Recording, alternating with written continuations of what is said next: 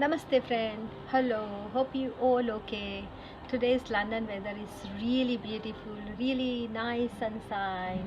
I'm sitting in my garden and enjoying weather. I'm just reading Mahabharat and I'm just really wanted to share one nice beautiful story with you guys. I know सबको इस story के बारे में पता है. First of all today मैं आज हिंदी में ये बात शेयर करूँगी. तो मेरे बहुत सारे हिंदी फ्रेंड्स हैं जो इस स्टोरी में समझ आए और वो उसको अच्छे से एंजॉय भी कर पाए. तो एक दिन की बात है जब ही सुदामा और कृष्णा अलग हो चुके थे और कृष्णा की भी शादी हो गई थी. सुदामा की भी शादी हो गई थी. कृष्णा अच्छे से किंग द्वारिकाधीश बन गए थे और सुदामा एक गरीब ब्राह्मण थे और अपनी पत्नी के साथ अपना बहुत ही डिफ़िकल्ट सिचुएशन से अपनी जीवन की पटरी चला रहे थे. वाइफ हमेशा उसको बार बार समझाती थी कि क्यों नहीं आप मित्र के पास जाते और अपने लिए थोड़ी सी मदद मांगते.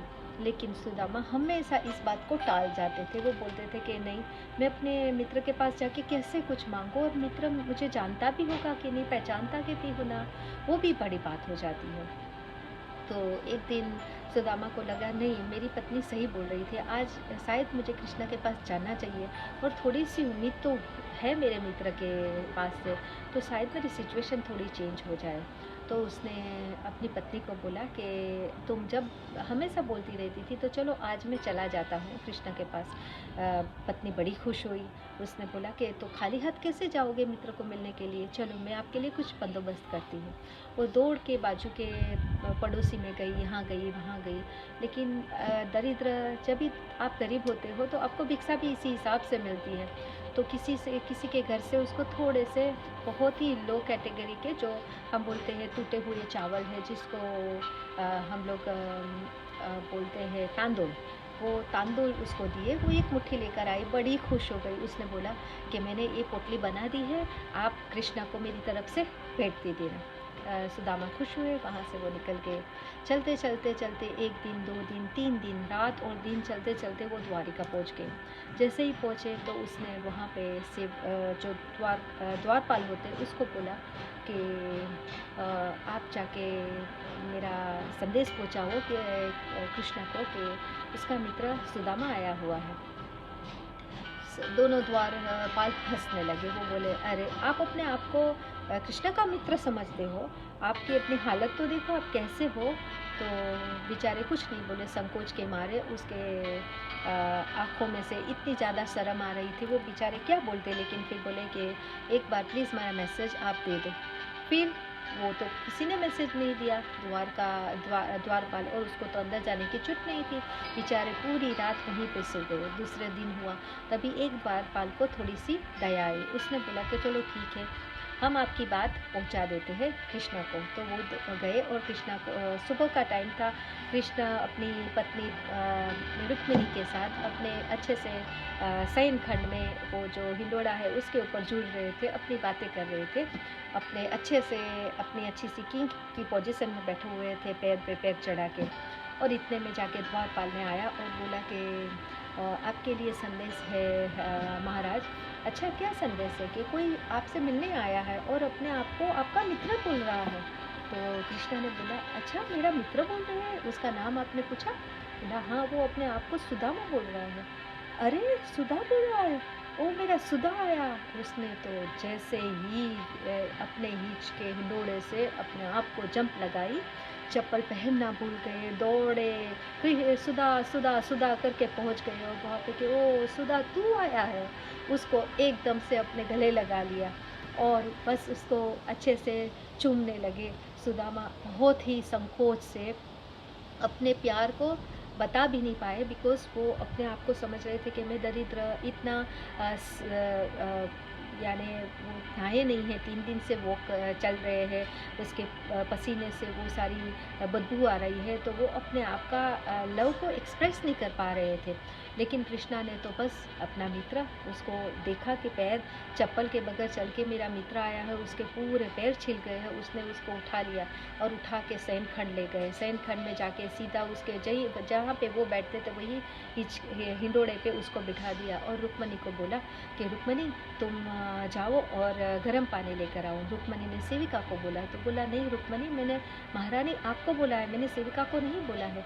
रुक्मणी कंफ्यूज हो गई, उसने कभी कृष्ण का ऐसा रूप नहीं देखा था, क्योंकि वो उसको जब भी रुक्मणी की कृष्णा से शादी हुई थी उस टाइम का पहले का जो वक्त था, जो उसने राधा के साथ और उसने अपनी गोपियों के साथ और जो मिस्चीवियस बिहेवियर किया था उसके बारे में रुक्मणी को कुछ नहीं पता था।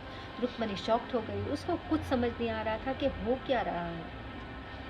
वो तो गई जहाँ, वहाँ जाके अच्छे से चांदी के बर्तन में पानी लेकर आई, उसने तो वहाँ पे रखा। कृष्णा ने उसके पैर धोए, अपने ही पीताम्बर से उसके पैर को पोंछा और बोला कि रुक्मणी अभी आप नहाने का प्रबंध करो, और वो याद रखे जो नहाने का प्रबंध होगा वो एक ही रूम में होना चाहिए और 2 कुंड भरने चाहिए। तो रुक्मणी कंफ्यूज हो गई, पूछा कि स्वामी आप क्या बोलना चाह रहे हैं? बोले कि आज मेरे मित्र के साथ मैं नहाऊंगा भी एक ही बात में। तो वहाँ पे 2 कुंड भर दिया गया।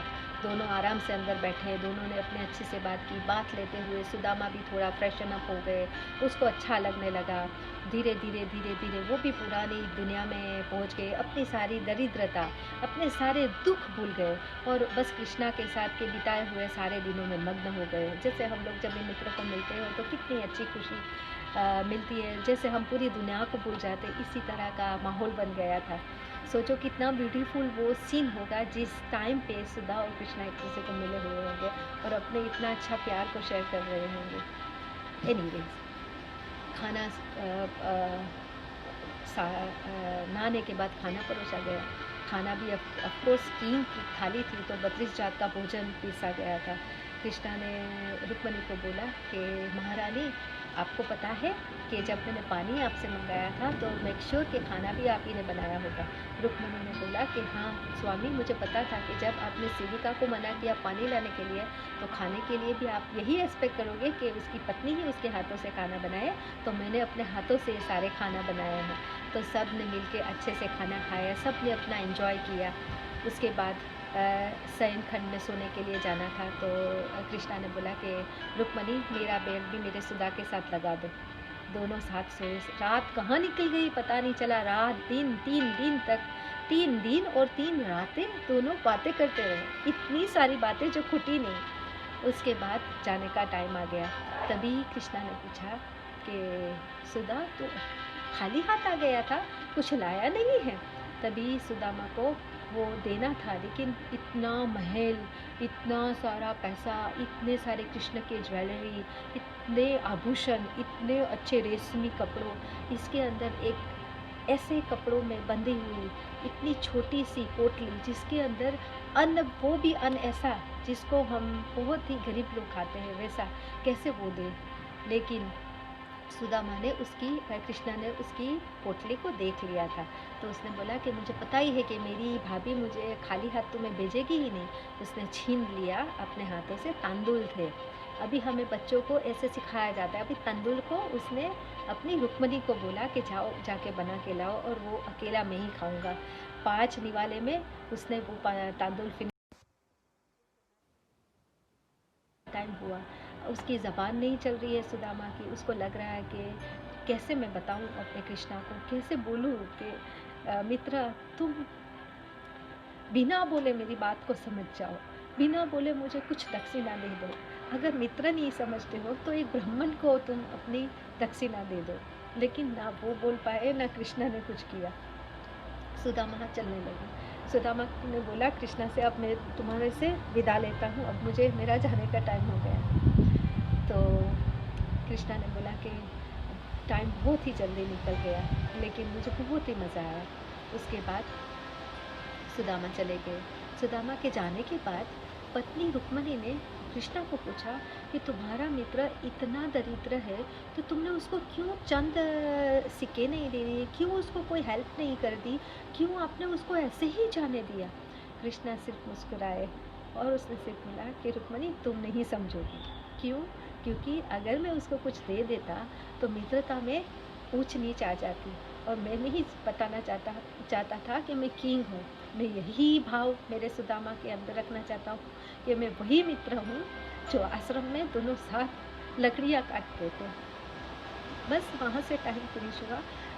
रुक्मणी को अभी भी इस बात का अंदाज़ा नहीं था, ना उसको समझ आ रही थी कि आज कृष्ण का कुछ अच्छा ही, कुछ अलग सा रूप मैं देख पा रही हूँ। वहाँ से सुदामा, उसके पैर रुक रहे थे। उसको ऐसा लग रहा था कि एक बार घूम लूँ, एक बार पीछे मुड़ के कृष्ण को बोल दूँ कि कृष्णा कुछ तो मेरी झोली में डाल दो, क्योंकि मैं इसीलिए आया था मित्र, लेकिन तुम मेरी बात को नहीं समझ पाए कि मैं बहुत ही ज़्यादा पोर हूँ, मेरे बच्चे भूखे हैं, मेरी पत्नी को के पास खाना नहीं है, और तुम मेरे कपड़ों से, मेरी दरिद्रता से भी मुझे नहीं समझ पाए। फिर वो चलने लगे। चलते वापस वो अपने गांव पहुंच गए। वहां पहुंचते ही उसकी झुपड़ी नहीं दिखाई दी। जब झुपड़ी नहीं दिखाई दी तो वो इतने ज़्यादा शॉक्ड हो गए कि अरे मेरे जाने के बाद मेरी झुपड़ी भी मेरे हाथ से चली गई तो मैं रहूँगा कहाँ। मन है वो कितनी तेज गति से भागता है।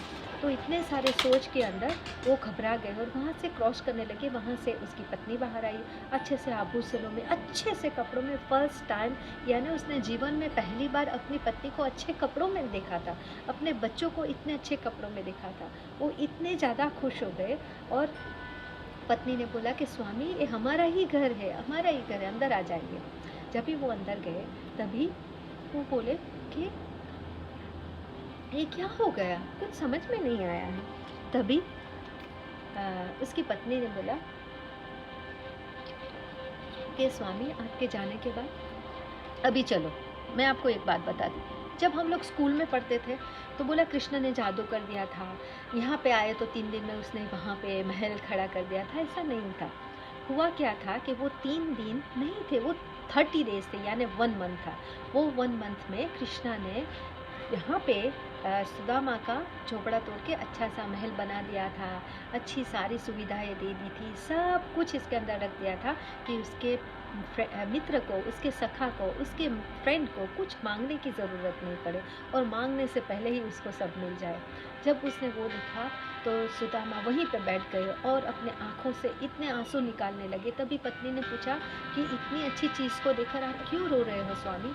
तभी सुदामा ने बोला कि क्या मैं इतना कमज़ोर हो गया था कि मैं अपनी मित्रता को समझ नहीं पाया, या मैं अपने कृष्णा को नहीं समझ पाया। जब भी मैं उसके द्वार से निकल रहा था तभी मैं बार बार माइंड में सोच रहा था कि कृष्णा तू मुझे रोक ले और मेरी झोली में कुछ तो डाल दे, कुछ तो डाल दे। और मेरा मन वहाँ तक चला गया कि मित्र नहीं तो ब्राह्मण समझ के कुछ दे दे। ये मेरी सोच गलत थी। तो यस, कृष्णा ने अपनी मित्रता को बहुत बाखूबी निभाया है, लेकिन कृष्णा के सिर्फ 2 ही मित्र थे, वो एक सुदामा और एक अर्जुन। होप आपको सबको मेरी ये स्टोरी पसंद आई होगी। ये मेरी फेवरेट है और मुझे लगा कि आज आप लोगों के साथ शेयर करना चाहिए, तो मैंने आपके साथ शेयर की। हरे कृष्ण।